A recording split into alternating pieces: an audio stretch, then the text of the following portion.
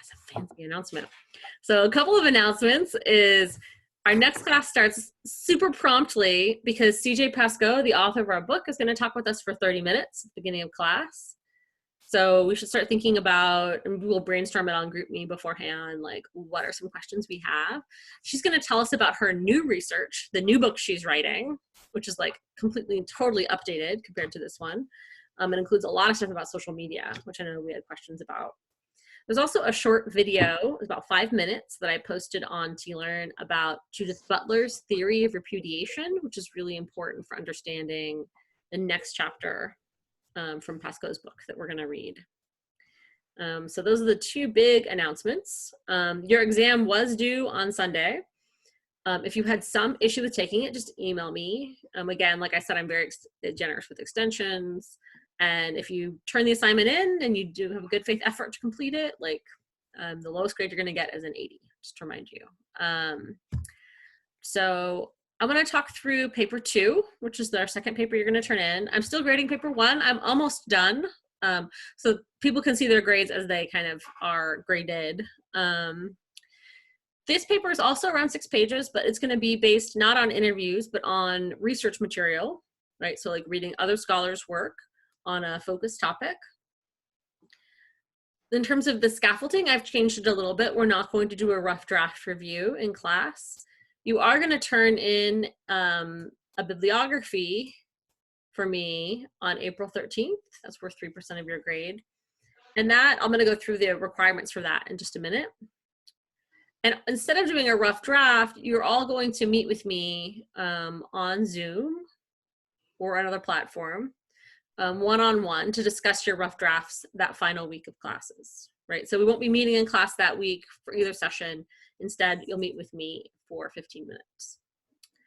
And then you'll get a grade for that, just for meeting with me. It might be that you have some rough draft written you want to share with me, you know, we can screen share it, or it might be that you just have some ideas, or you're trying to figure out how to write the paper, and all that good stuff, okay? So the bibliography is not an annotated bibliography. I don't expect you to have both identified and read everything by April 13th. It should be a 1-page document that describes the topic you'll write about and lists the sources you'll use for your paper. So I want a few sentences about which topic is, and briefly which source you think will be the most important, right? I am going to pay attention to the formatting of your citations. If you play it right, you can just use the same references for your paper too. You can just kind of get it done with now, right? So it should be either Chicago Author Date, which has like the full references at the end, or American Sociological Association citation style. These are both on the library website. Dr. Graf or I can both help you with that. So here's the thing, because sometimes students have trouble figuring out if something is a sociology journal article or not, I'm actually limiting your sources, 4 of them, to these journals. That said, if you find something that's utterly amazing and is clearly sociological, you're like, this is from the Sociology of Sport journal, and it's about like gender and athletes, and I really, really want to use it, you can email me to ask, right? So if you're like, but I just really want at least 4 of your sources to come from a journal that is clearly sociological. And this is why. If you go into Social Index, which is the big search engine, half of what you get back are things like management journals and counseling journals and psychology journals. These are not going to be helpful for you. You're going to end up writing a psychology paper, which psychology is a great discipline, right? But this isn't a psychology of gender class, right? So you're going to end up kind of being pulled astray. It's a lot easier to find where there's a certain kind of conversation about your topic in journals that are clearly sociological. The first 2 of these are where you might want to start, and this might be where we start today. Gender and Society, which is one of the top gender journals in the country, and Sexualities, which is one of the top sexualities journals international. And the other ones are just sort of general sociology journals that publish a fair amount of gender and sexuality content, right? And they have a pretty good reputation, and they tend to publish really good stuff. You can have more than 4 sources. You need to have at least 5 on your bibliography. So it can come from other sociology or gender studies journals. You can include readings from class. You can include magazine or newspaper articles, videos, blogs. Sometimes students are really interested in a really contemporary topic. They're like, I want to study COVID-19, right? But there's no journal articles written about the sociology of COVID-19. So you could use, newspaper articles and stuff like that. But then you would have to find, where is their sociology of gender theory about pandemics, right? And that's a valid topic. So we could see where is there stuff written about illness in society and the way that it's gendered, right? And you can use that to apply that to the magazine articles. Any questions so far? You have to use the raise hand thing, so otherwise I can't see your hand.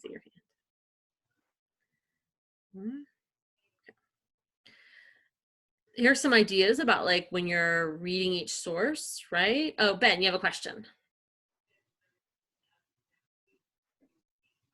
Yeah, quick question. Will this kind of rubric be posted on T-Learn or? Yes, yeah. Okay. So on T-Learn, there are assignments folder at the very top. This is in it now, and there's also 2 sample papers.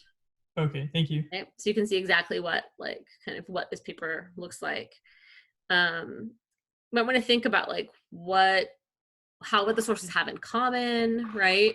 Because one thing that's important about this paper is that sometimes students end up writing what looks like an annotated bibliography. They're like, in each paragraph, I'm going to describe a different source, right? So article 1, I'm going to describe it, what method they used, what they found out.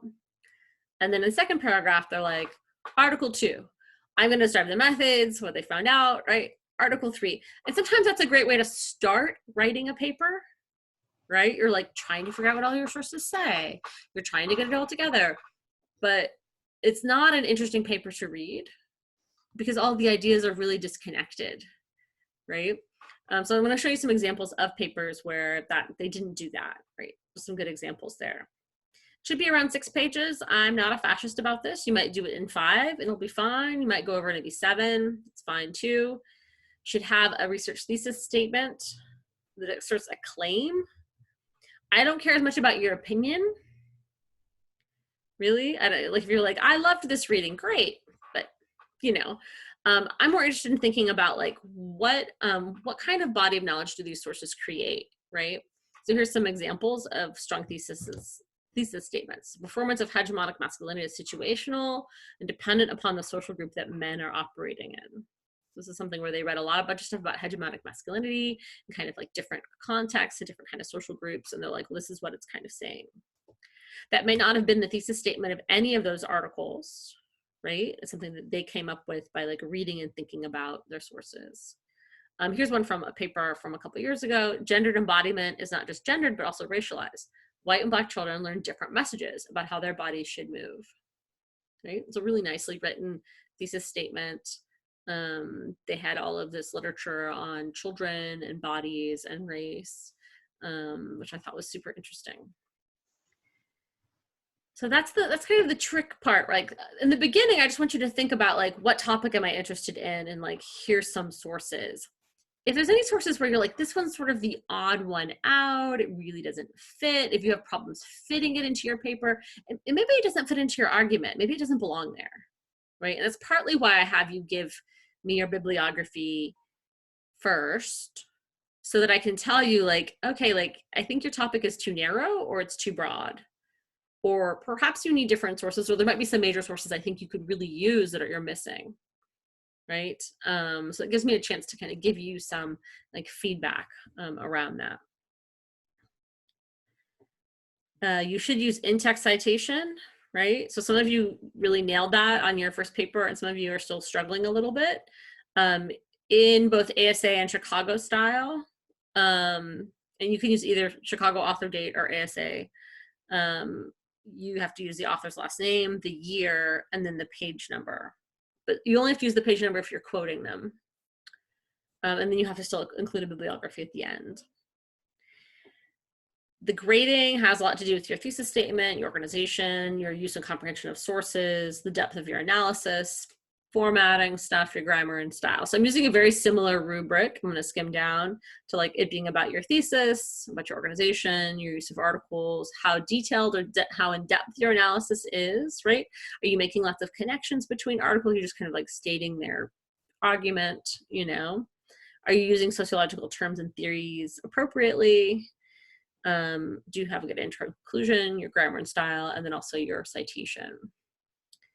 I'm going to show you an example real quick of some of the papers. So this is the assignments folder on TLearn. Can you guys see that? Now that I've switched now.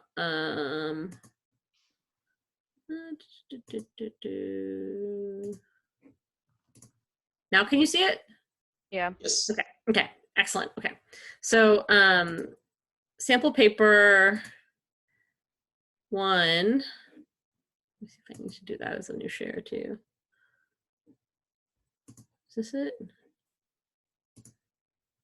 Okay.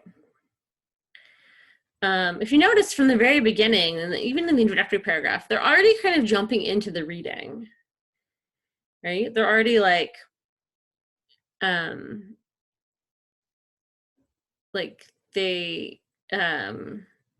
they're talking about constructions of gender. They're talking about binary systems.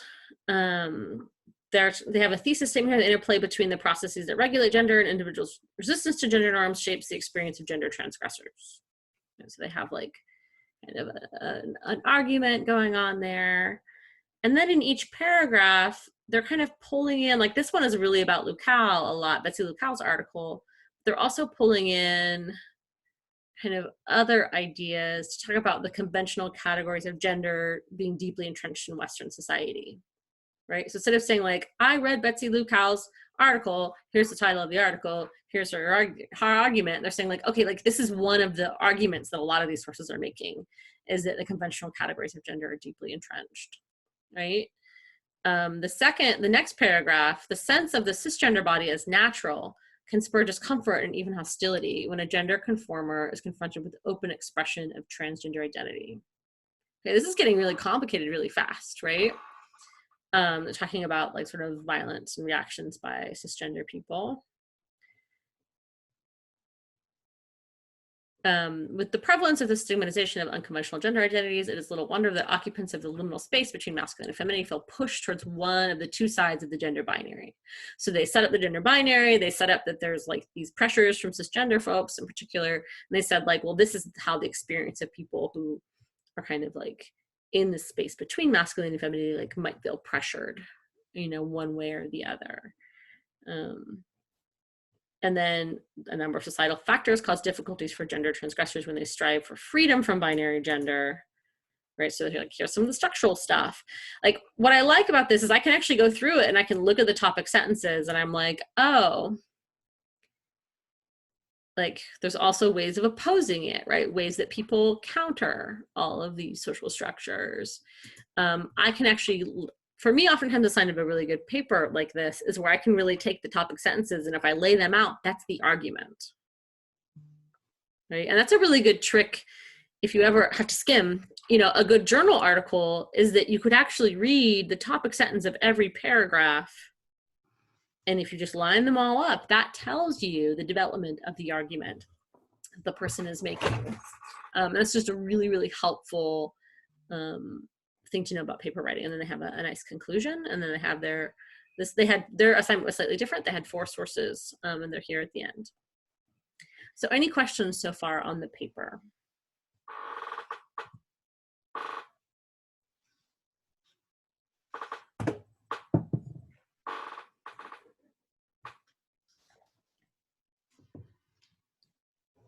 Questions?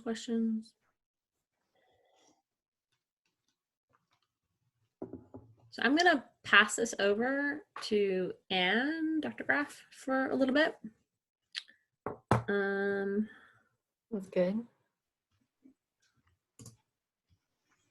Here, let me see if I can pin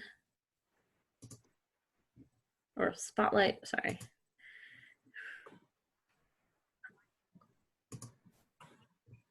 That's not what I wanted.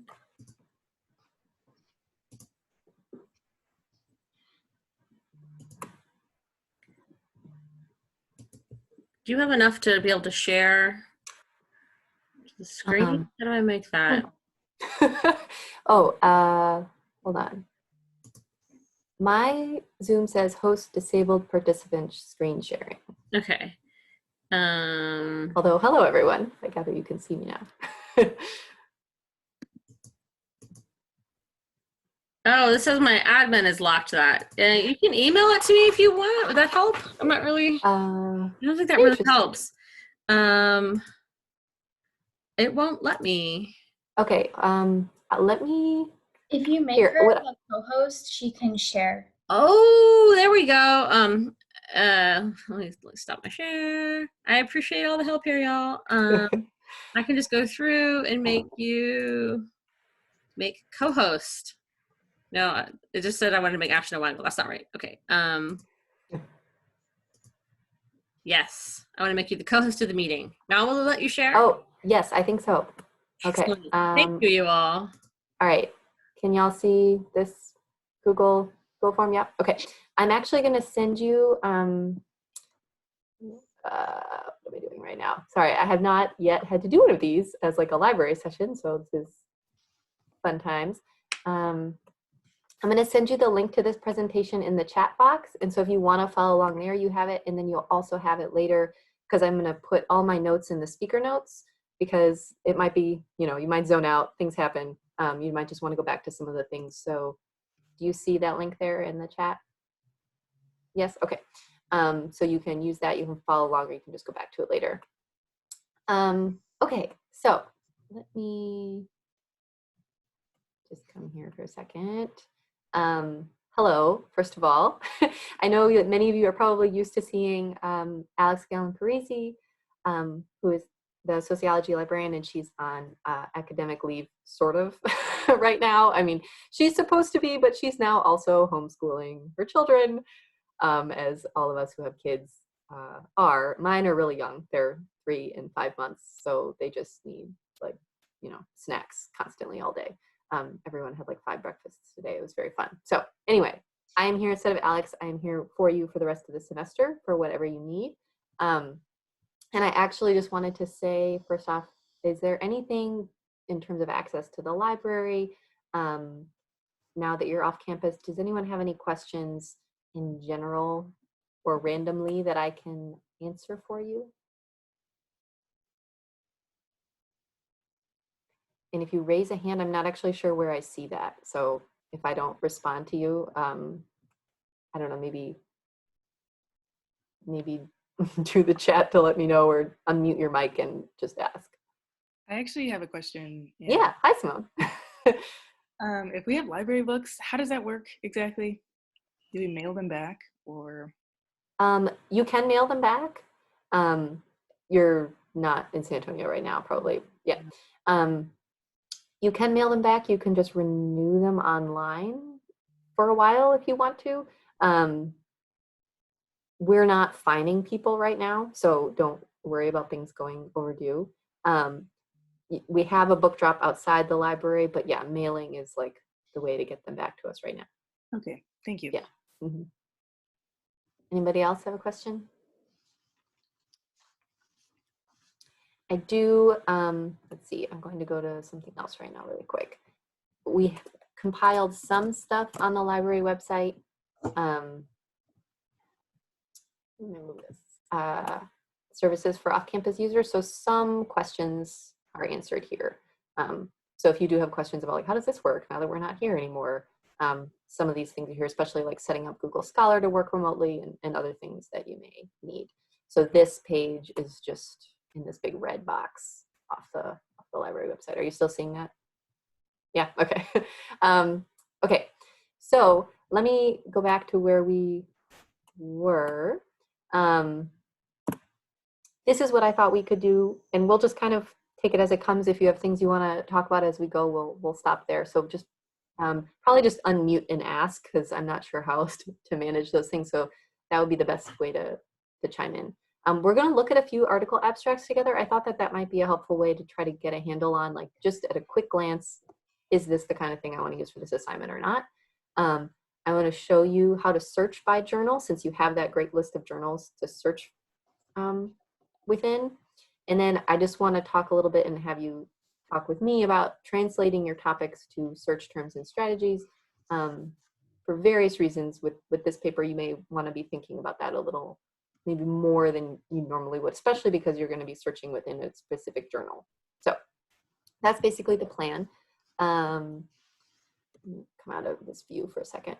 So here's what we're going to do now. I'm going to bring up a link of a particular article, and hold on, I have to get the, there we go. I just want you to kind of use either unmute or use the chat to talk about like how well do you think it fits the assignment goals. That's kind of code for like how sociological do you think it is, and why. So that's what I thought we could do first.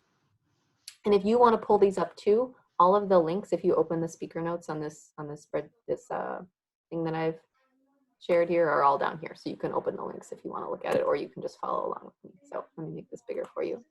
So let's say you're doing something on gender and the workplace. Maybe you haven't gotten that far in thinking about your topic yet. That's fine. The point in this example is not like how close is it to the topic, but just like how sociological, how well do you think it fits the kind of article that you're supposed to be using. So looking at this, looking at the title, source, date, subject terms, description, what information, let's just start with this question. What details here give you useful information to analyze the fit of this for your topic? Or for this assignment, sorry. And again, you can just use the chat or you can unmute and talk to let me know. Subject terms. Yep. What do you see here that tells you, I don't know, something about the fit for this assignment or non-fit? Well, it's talking about, it's specifically talking about gender, and then it specifically goes into gender in the workplace, and you can just tell from that subject term that it's going to be about that specific subject. Yeah, like gender is definitely the main focus here, so that's good. We've also got in the chat date, year published. Those of you that are focusing on that, what do you think of the 2010 publication date? Like, are you excited to see that? Feeling like, or somewhere in between? What do you think? I feel like 2010 isn't super old, and so it's not going to be very outdated material. Yeah, I think that's probably still within range. I mean, I might pop it into Google Scholar and see if it's been cited in a more recent article on the topic, but yeah, that seems pretty good. Somebody mentioned the source. Yes, so here we are already. Gender and society. It's like the smallest thing there, but at least for this assignment, like this is one of the journals that you want to be looking at, so that's good. What do you make of the way it's described? And I know you don't have a lot of time to like carefully read it, not to mention actually read the article. What in here speaks to sort of sociological concepts? Where do you feel like maybe, or do you feel like it doesn't have any of those? What are you thinking?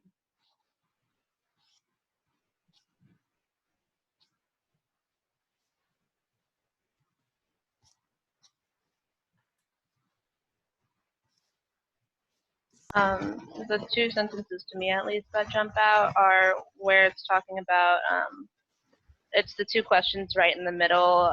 How does this initiative attempt change the masculinized ideal worker norm? And then, and what do women and men's responses reveal about that?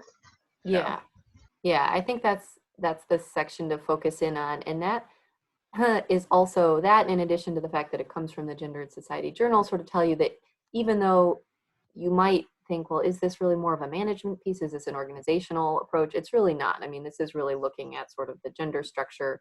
But I don't know. I mean, Dr. Stone, do you want to chime in? Do you have any thoughts about this one in particular?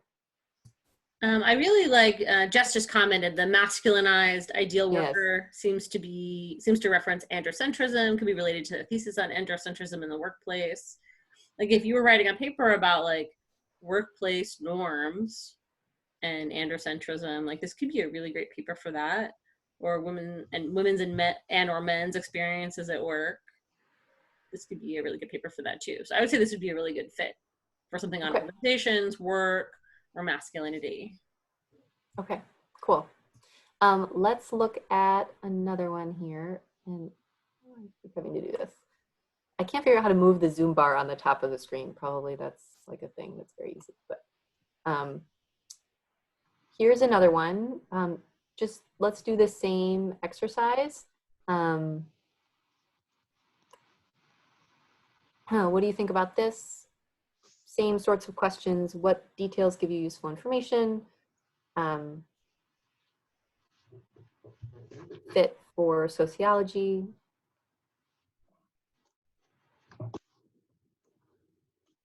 Start with question 1. What details will we look at here? And you can look at phrases or, record information.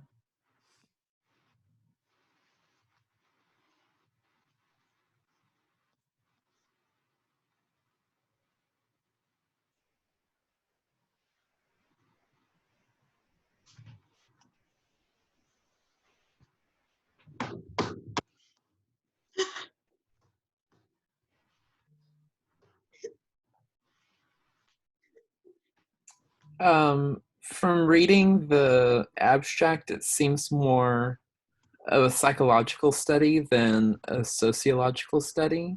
What gives you that feeling? Just things like, especially when they mention the scales and the measuring techniques they were using, perceived stress scale, an Epstein-Barr viral antibody titers, or something Whatever like that, that is, biomarkers, stress-related immunity. Like, it's very psychological and biological. Okay, thanks. Other thoughts? So stupid. God.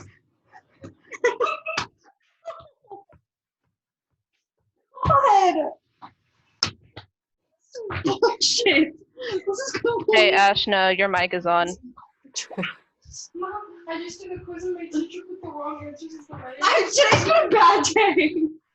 What? I took a quiz and I got all the answers right. I thought you were really excited about the article, and I was almost a little alarmed for you. Like, it's not that exciting. I don't think she's paying attention. Yeah. There she goes.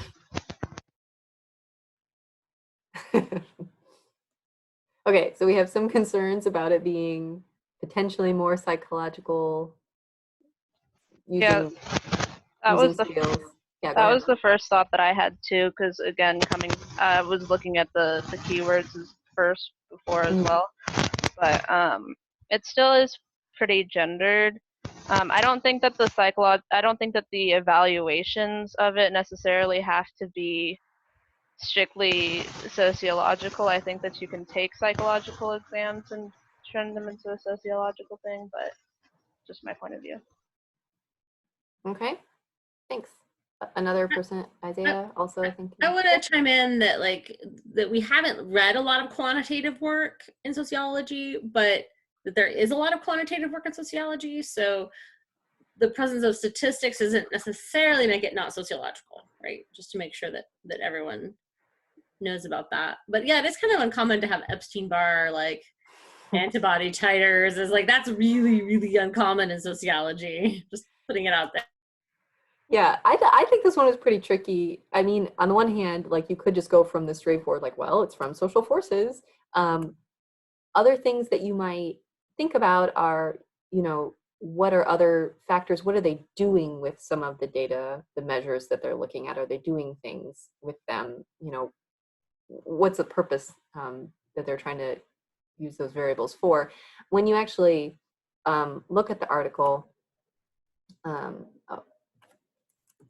well, I'll just tell you, we don't have to go through all this, but you also see that, no, I lost it. There we go. Both the authors are in departments of sociology. Yeah, Simone. Go ahead, Simone. Yeah, I was just going to say, from what little I've read of the abstract, I think that there's a lot of overlap here with one of the books we've read, The Transgeneration.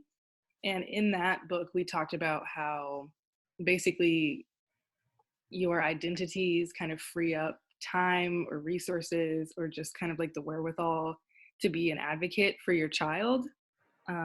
So I think this work could kind of tie into like class struggles for people that don't have the time or nor the resources, or several other factors that could be kind of useful in helping their child come into the world in a healthy way.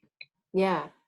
Yeah, I really like that. And that gets at like how you're going to use this article. I mean, maybe this isn't sort of your sociological theory foundation article that you use, but it might be a really useful support or example or sort of part of a paragraph that also has other examples that underscore what you're saying with your thesis. So I'm going to come down on this as like one that, again, it might be not the kind of research you're used to seeing, and it might have some that's a little bit tricky, but that in general still could fit within sort of the broad categories of what you're doing. Let's just do one more here, and then we will move on a little bit. And I will just move my screen again because. All right, let's look at this one as a last example here. Quality jobs in the new millennium, incorporating flexible work options as a strategy to assist working families. Social service review, 2008, many subject terms. These must be like a combination of like author supplied keywords plus database assigned subject terms. That's bizarre that there's so many, and an abstract. So what are your thoughts about this?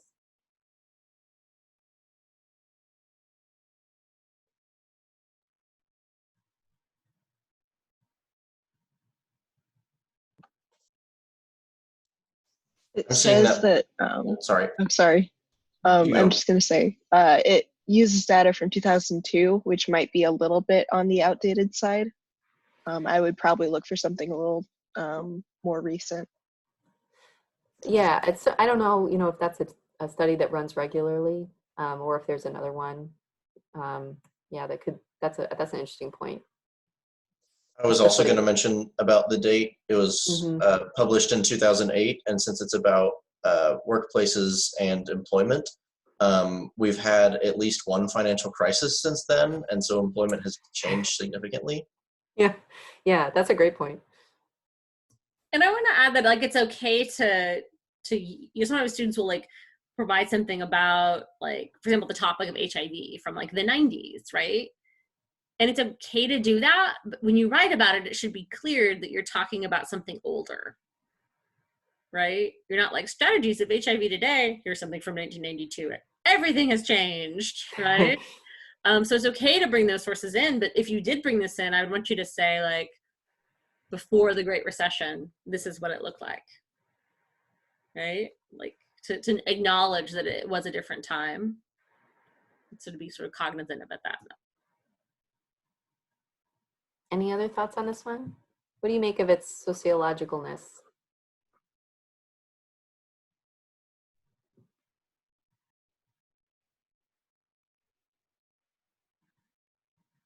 Or if you would put it in another category, what would that be?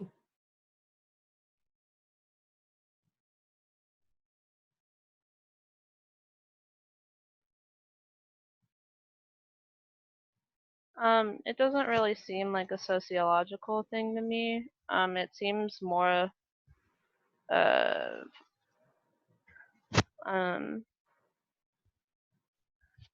it seems more of like a health or psychology thing. At least going through and looking down at the stuff where it's talking about its results, talking about it, its predictors of supported health, self-reported health statuses and implications for the workplace policy. So. Yeah, I agree. The way the results are presented, it sounds like they're evaluating the effectiveness of a particular intervention or a particular approach in a way that might be more in keeping with a psychology article. Yeah, it has, and somebody else suggested, Jessica, business management type. It has more sort of a services or organizational feel to it. And again, if this was like your exact topic, and for some reason you needed this like older article about it, in that I'm not suggesting that there's like no way in which this article might be useful, but it probably wouldn't be among your top choices. Do you have any questions about that? Just about some of the kinds of things you'd be looking for? And again, these are like very preliminary judgments, and they're definitely judgments, so we're not even reading the articles before we're making these judgments. So other things that you might look for if you were, you know, scanning the text would be like, do you recognize any theories or frameworks or terms that you've used in class, as well as if they're coming from the main journals that you've been asked to use. So that's what I want to shift to now. So back here, okay. Okay, so these are some of the journals that you can, that you are picking at least 4 articles from here. I want to show you a couple ways to search by journal. There's lots of different ways to do it, but some of them are more precise than others, and some of them will allow you to do multiple ones at the same time, which if you're eventually looking to do, like, look at all these at once would save you some time in research. So I want to show you how to do that. You probably know, or have, you know, done before some kind of search on the library website, just like within, oh, actually, I think I have an example of this already if I can find it. Hold on. 1 second. Let's see. That's not it. Sorry. Does anybody know how to move the Zoom thing to another place? Is that a thing that I can do? We'll just find it this way. Hold on.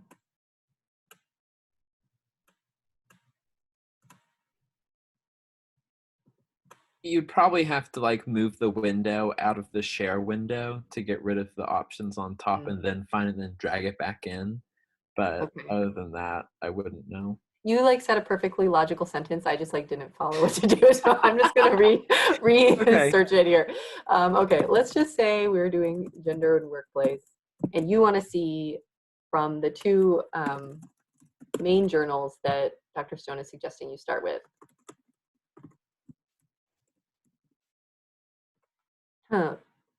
If there's any articles in those journals.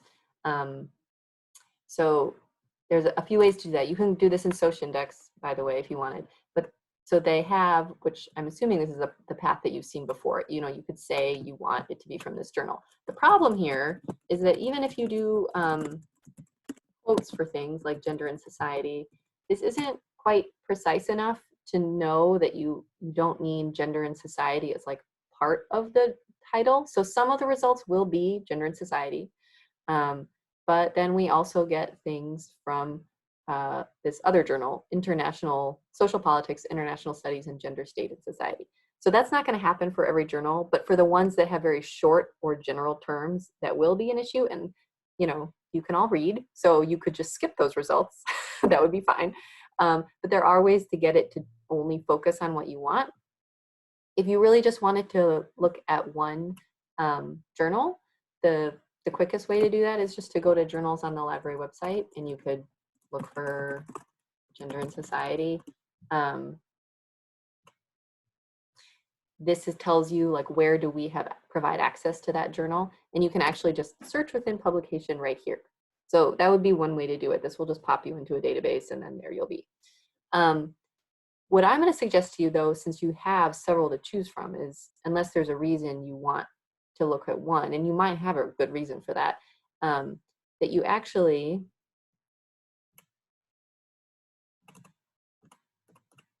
take this whole list, or part of the list, like maybe you start with these 2, and you take this whole string and just copy this out of the Google Sheet. This has it's called a field code JN for journal. And that is what will actually tell the database, like you only want to see a journal named Gender and Society, not Gender, Society, and the State, or whatever some of those other things were. So I would just copy this if I were you. And I will do that so you can see. Oh my, it became very small. Okay. Sorry about that. And you could do this in Social Index. You could do this in OneSearch. Once you're in either one of those,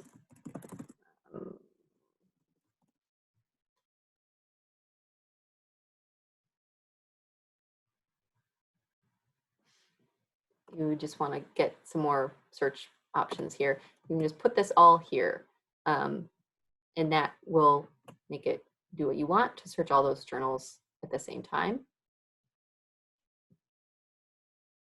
There we go. So now we have gender and workplace, very broad search to start, but from American Sociological Review, sociological perspectives, social problems, gender and society. So that would be my suggestion, to really narrow in on those journals, or to maybe do an initial start with just gender and society and sexualities, especially if you're not getting the gender lens as close as you want it, because there's lots of other things that sociologists look at, and you might see from some of the other journals, other variables sort of come into bigger focus. So yeah. So what I was actually going to ask is if you would just try that real quick, copy that out of the, what's it called? The presentation, and put it into OneSearch with your topic, and just see, like, do you get things that are from those journals on your topic? So if you would just do that for like 5 minutes, doesn't even have to be that long, and give me a sense of, like, are you seeing anything relevant or not? So let's just try that for a little bit.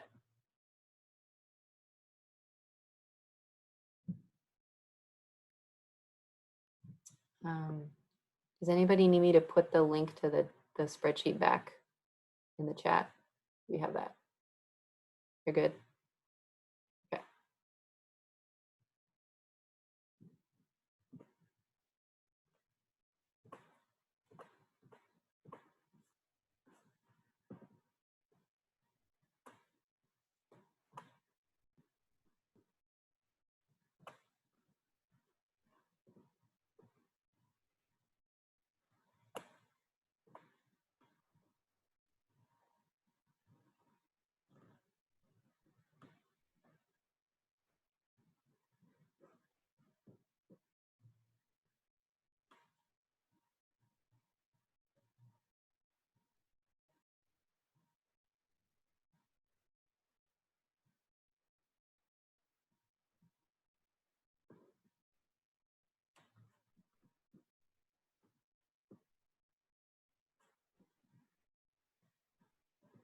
It also occurs to me as I ask you to do that, like, you just got your paper assignment and may have like no thoughts on your topic yet. Is that true?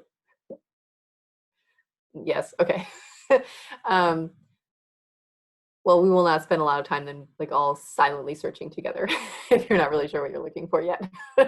I also want to add in that, like, I recommend if you're just like, I'm interested in something to do with sexualities, but I don't know what, it can be helpful, or gender, it can be helpful to look through, like, what's been published recently.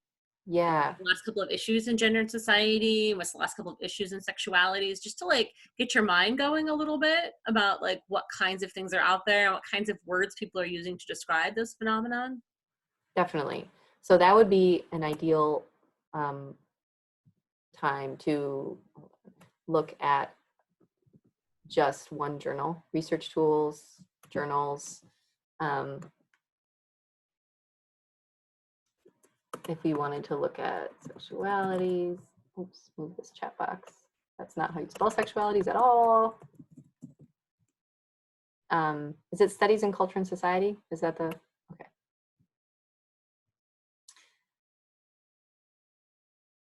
So yeah, if we went into this one, I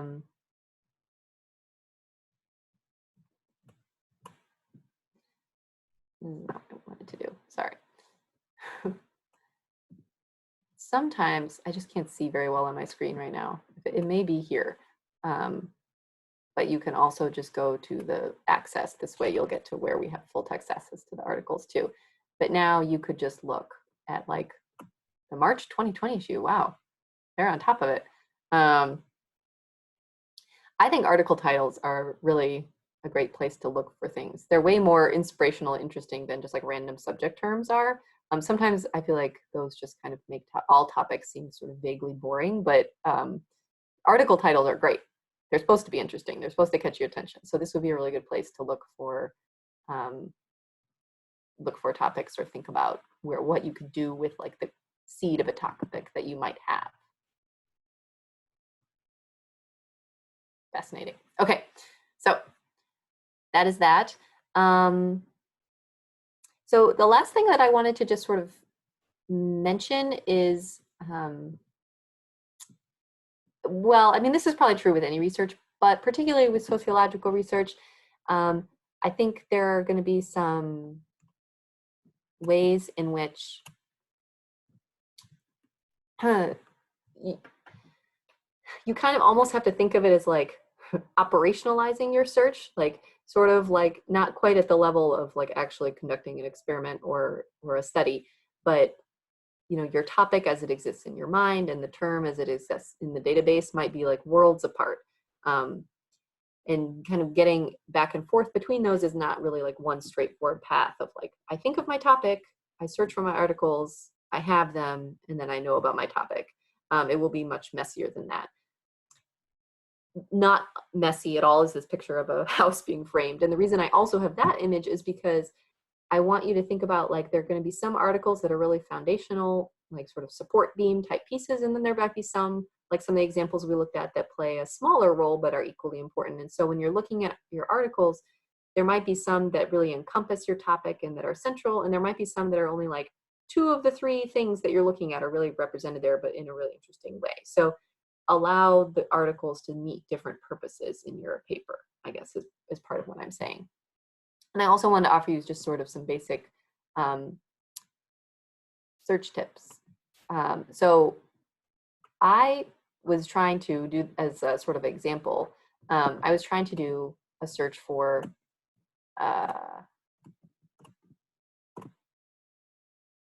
that, this, not that. Let me get some of these out of here. Not that. Okay, I'm getting closer. Good grief. Okay. I am at home working, parenting, as is my husband. I am thinking about, you know, the sort of the gendered experiences of parenting. I also am nursing a baby, so there's already my parenting is gendered in a biological way. I was thinking about that as a topic. And I did my like good little librarian thing. I put all these journals in here. I did not have this term to start. I was thinking about the way that Trinity has told me what I'm doing is working remotely. So I was thinking of working remotely. I think I tried a bunch of different terms for that. And I tried adding parenting. I just thought surely this is something that I would find things on. And it timed out on me.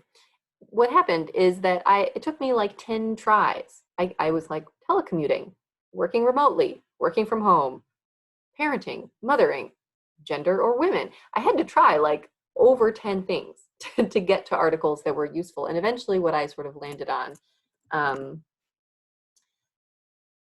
was the term flexible work, which I would never have thought of in a million years, but came up in part of the title of one of the articles that was sort of close to what I was looking for. And I didn't find it by putting all my terms together. I only found it by limiting to like gender and telecommuting. And then I saw flexible work and I thought, oh, okay, that's what I'm talking about in a way. So part of what I'm suggesting to you is that you might, if you're looking in like a sexualities or gender and society journal, you could take sort of the gender term out completely and just look at workplace and see like the ways in which gender is talked about there. You're going to have to do kind of a 2 of 3 searching sometimes in order to get to some of the articles you want. And keep in mind that just continuing to try those things and look at different terms is going to be part of the process. It doesn't mean you're doing it wrong. It just means that's what you have to do. The assigned subject terms, which is called controlled vocabulary, are very slow to change, and they're assigned differently by different parties. So what an author might think their articles about, what a database might think their articles about, are all kind of could be wildly different. So what a topic is in your mind Especially if it involves a lot of like theoretical language, you may not necessarily find in the subject terms. That's just something that's going to happen with this paper. You might find some of those terms in the article. Like you might find, you know, performance of hegemonic masculinity lots of times in different article titles, but you might not find that ever as a subject term. So just keep some of those things in mind. Also think about people in their roles. So as a substitute for gender, you know, in my topics example, thinking about mothers specifically, or fathers, or parents. So I would encourage you, regardless of the gender of the person or group of people you're thinking of, to try both the gender that you intend, but also maybe an opposite or alternative. Sometimes sort of thinking away from your topic in that way will be useful. I think that's what I wanted to suggest to you. And I did put all of these things that I just said here, search tips. They're all listed in these speaker notes. So as you're going through and like doing this for real, if you're running into trouble, you might return to this and look at some of those things. But in addition to that, I just wanted to end by saying you can always email me as you are doing this. We could set up a Zoom meeting if you want to do that. Who doesn't want to do more Zoom? I don't know. You guys like Zoom? What do you think about Zoom? Yeah. I find it hard to pay attention and like I'm the one talking. It's sort of like a weird thing in that way. So you can email me. We can work over email. We can Zoom if you want to Zoom. See, it happens again. You just start spacing out. We can do that. I also wanted to note on the library website that there's, if you have questions about citations, ASA and Chicago author date are both here, or you can ask me if you have questions about those. Yeah, so I'll stop there. Do you have any questions right now? Anything about journal searching, your topic that you want to talk about now? Databases. I was kind of just playing around in OneSearch. You could totally do all this in Sociindex if you like being there instead. If you're looking specifically by journal, it kind of doesn't really matter where you go. But if you are going to do a broader search, I would stay in Sociindex probably. I think that would probably be a better fit.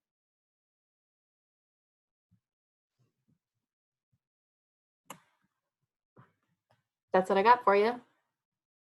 Any questions?